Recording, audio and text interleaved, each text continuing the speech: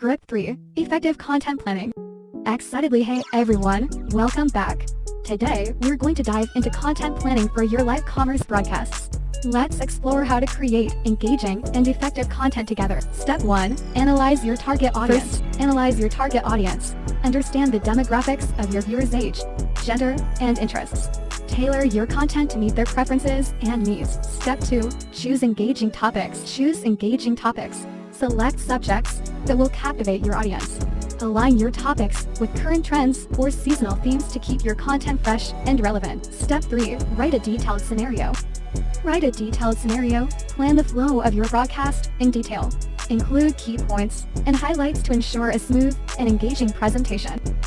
Step 4. Prepare visual elements. Prepare visual elements. Use attractive graphics, images, and videos to showcase your product features effectively. High-quality visuals can significantly enhance the viewer's experience. Step 5. Promote in advance. Promote in advance. Announce your broadcast schedule well ahead of time.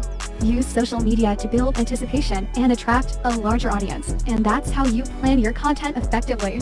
With these steps, you'll create engaging and successful live commerce broadcasts. Thanks for joining me today. Remember to like, subscribe, and hit that notification bell. See you next time.